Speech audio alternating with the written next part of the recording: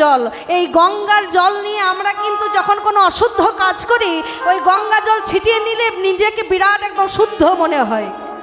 কি বাবা মনে হয় তো? ও মা মনে হয়? কিছু একটা অশুচি হয়ে গেলে গঙ্গা জল ছিটিয়ে নিলে মনে হয় নিজে শুদ্ধ হয়ে গেছি। তাহলে বুঝুন যে মা গঙ্গা ভগবানের চরণের থেকে সৃষ্টি, সেই গঙ্গার জল যদি মাথায় নিয়ে আমরা শুদ্ধ ভাব মনে করি, তাহলে এই অমৃত কথা, এই হরি কথা, এই কৃষ্ণ কথা, যে গীতার বাণী, সেটা হচ্ছে মহাপ্রভুর কি ভগবান কৃষ্ণচন্দ্রের মুখের বাণী। মা গঙ্গা তো চরণের থেকে এসেছে, আর এই ভাগবত গীতা এসেছে আমার কৃষ্ণের মুখশ্রিত বাণী হয়ে। তাহলে এই বাণী শুনে আপনারা নিজেরা কতটা শুদ্ধ হচ্ছেন একবার মনে মনে প্রশ্ন করে দেখুন। গঙ্গার জলে যত না শুদ্ধ হবেন, এই হরি কথা শুনে, কৃষ্ণ কথা শুনে, ভগবানের লীলাগান আস্বাদন করে দেখবেন নিজের দেহটা আরো সুন্দরে সুন্দর হয়ে উঠেছে। তাই আজ গৌরাঙ্গ হরে রাম হরে রাম রাম রাম হরে হরে, হরে কৃষ্ণ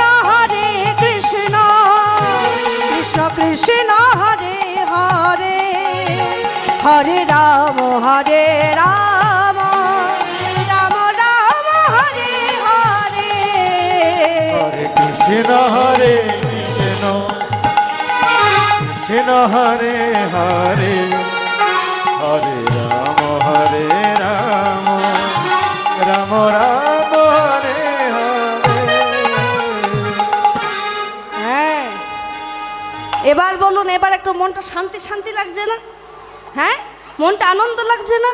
দেখবেন আমরা অনেক সময় ভাবি বাবা, যে আমরা এই যে হরিনাম শুনতে আসি, তা আমাদের মধ্যে কতটা পাপ আছে, কতটা পুণ্য আছে, এটা কিন্তু আমরা বুঝতে পারি না। পারি গো মা? আমাদের হৃদয়ের মধ্যে কতটা পাপ আছে, কতটা পুণ্য আছে বুঝতে পারি না। কিন্তু একমাত্র এই হরিবাসর, যেখানে আপনি নিজের বিচার নিজেই করতে পারবেন যে আপনার মধ্যে পাপ আছে কি নাই। যদি বলেন কেমন কীর্তনিয়া, না এই যে কীর্তনটা শুনতে বসে যদি দেখেন আপনার মনে শান্তি পাচ্ছেন, যদি দেখেন আপনার মনে আনন্দ হচ্ছে, কৃষ্ণ নামে প্রেম বাড়ছে, তাহলে বুঝবেন আপনার ভিতরে যদি কোনো পাপ ছিল সেটা এখনকার মতো দূরে সরে গেছে। আর কীর্তন শুনতে শুনতে যদি মনে করেন মনটা চঞ্চল হচ্ছে, এই বাড়ি যাব, এই পেটটা খালি হয়ে যাচ্ছে, এই মেলাটা একটু ঘুরতে হবে, এইভাবে যদি চঞ্চলতা মন হয়, তাহলে বুঝবেন পাপরূপী পাখিটি আপনার হৃদয়ে বাসা বেঁধে আছে। তাহলে কীর্তন শুনতে শুনতে নিজের পাপ কর্ম নিজেই বুঝতে পারবেন। তাই শ্রী গৌরাঙ্গ মহাপ্রভু কলিকালে উদয় হলো, রাধা রানীর ভাবকে, প্রেমকে অঙ্গে স্বীকার করে কলিকালে গৌর হয়ে অবতার হলো। এই যে বাবা ভগবান এলো আমাদের দুয়ারে, কেন না গীতায় আমরা স্পষ্টভাবে বুঝতে পেরেছি, যদা যদা হি ধর্মস্য জ্ঞানী ভবতি ভারত অভূস্থান ধর্মস্য তদত্মানং সৃজমহং পরিত্রাণায় সাধুনাং বিনাশায় চ দুষ্কৃতম ধর্ম সংস্থাপনার্থায় সম্ভবামি যুগে যুগে সম্ভবামি যুগে যুগে। যখনই ধর্মের গ্লানি উপস্থিত হয়েছে, যখনই ধর্ম বিপথে চলে গেছে, যখন সাধুগুরু বৈষ্ণবের অত্যাচার বেড়ে গেছে, যখন সাধুগুরু বৈষ্ণবকে কেউ মানে না, কেউ সম্মান দেয় না, ঠিক সেই মুহূর্তে ধর্মকে রক্ষা করবার জন্য, দুষ্কৃতীদের দমন করবার জন্য, বৈষ্ণবকে রক্ষা করবার জন্য দয়াল গৌর হরি বারে বারে অবতার হয়েছে। তাহলে যে ভগবান আমাদের রক্ষা করবার জন্য ধরাই এসেছে, সেই ভগবানের মান রাখতে আমরা কজন পেরেছি গো? কজন তাকে ভালোবাসতে পারলাম? কজনই তার নাম করতে পারলাম?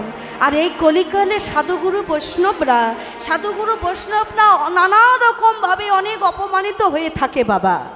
আপনারা যারা ভগবানকে ভালোবাসেন, যে বাবা এবং মায়েরা দেখবেন, আমরা যখনই সাধু হওয়ার চেষ্টা করি, যখন আমরা একটু তিলক আন্নি করি, যখন আমরা একটু মালা জপ করি, তখন দেখবেন এই আমাদের আপনাদেরকে দেখে কটু কথা বলার মানুষের অভাব থাকে না। সবাই কটু কথা বলে যে সাধু হয়েছে, পণ্ডিত হয়েছে, মালা পরে, তিলক মালা করে। কিন্তু মা এবং বাবা, যখন দেখবেন আপনার কৃষ্ণ নামে বাধা আসছে, যখন দেখবেন আপনার হরিনাম করতে গেলে কোনো বাধা আসছে, ঠিক সেই মুহূর্তে বুঝবেন যে আপনার হরিনামের পথটা আরো পরিষ্কার হয়ে যাচ্ছে। কারণ যেখানে বাধা বেশি সেখানে কৃষ্ণ নামের আনন্দটাও বেশি, যেখানে বাধা বেশি সেখানে হরি নামের প্রেমটাও অনেক বেশি মা। তাই বাধা এলে সেই বাধা পেয়ে পিছিয়ে যাবেন না, বাধা এলে বাধার সামনে দাঁড়িয়ে থেকে কৃষ্ণ নামকে জোর গলায় করে ওই বাধাটাকে কাটিয়ে কৃষ্ণ প্রেম ভাবের ভক্তিতে উদয় করে। রে রে আয়া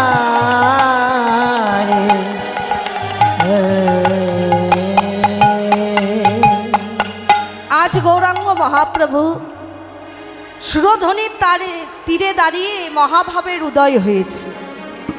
আর সেই মহাভাবটা কি? সেই মহাভাবটাই হচ্ছে বাবা রাধা ভাব। আমরা অনেক কীর্তনিয়া বলি যে এখন যে লীলা আস্বাদন হচ্ছে তার নাম হচ্ছে গৌর চন্দ্রিকা লীলা, বলি না বাবা? কিন্তু সব লীলা গৌর চন্দ্রিকা হয় না। তাহলে গৌর চন্দ্রিকা কি আর গৌর চন্দ্র কি? না, গৌরাঙ্গ মহাপ্রভু যখন কৃষ্ণভাবে ভাবিত হয় তখন সেটা হয় গৌরচন্দ্র লীলা। যেমন এর আগে হলো গোষ্ঠ লীলা। গোষ্ঠ লীলায় গৌর কোনভাবে ভাবিত ছিল? কোনভাবে বলুন? কৃষ্ণভাবে। কারণ ওই ধবলি শ্যামলি বলে ডেকে বেড়াচ্ছে চল গোষ্ঠে যাব, তার মানে কৃষ্ণভাবে উদিত, তাই তখন সেটা ছিল গৌরচন্দ্র লীলা।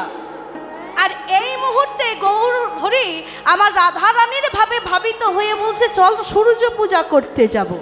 তাহলে যেহেতু রাধারানীর ভাব, তাই এখন যেটা হচ্ছে সেটা হচ্ছে গৌর চন্দ্রিকা লীলা।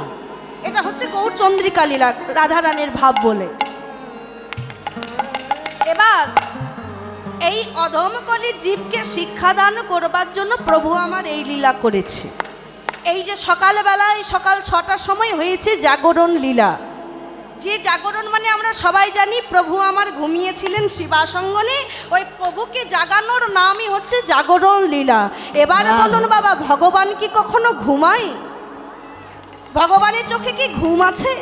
তাহলে যে ভগবান ঘুমায় না তাকে আমরা জাগাবো কি করে? তিনি তো ঘুমাচ্ছে না, তাহলে কেন জাগাবো? না না না না না, প্রভু ঘুমায় না গো, ভগবানের চোখে ঘুম নাই। ভগবানের ঘুম তো দূরের কথা, ভগবানের চোখের পলক যদি 1 সেকেন্ডের জন্য পড়ে যায় তাহলে সারা বিশ্ব ব্রহ্মাণ্ড সব শেষ হয়ে যাবে। তাহলে জাগরণ লীলা হলো কেন? না, আমাদের মতো কলিহত জীবকে শিক্ষা দেবার জন্য মহাপ্রভু জাগরণ লীলা করেছে। মহাপ্রভু দেখিয়েছে যে আমরা প্রভাতকালটা কেমন হওয়া দরকার, কিভাবে ঘুম ভাঙা দরকার, ঘুম ভাঙার সঙ্গে সঙ্গে কি করে হরিনামে বেরিয়ে পড়া দরকার, এই শিক্ষাটা দেবার জন্য মহাপ্রভু আমার জাগরণ লীলা করেছে। নিতাই গৌর প্রেমানন্দে হরি হরি হরি বল।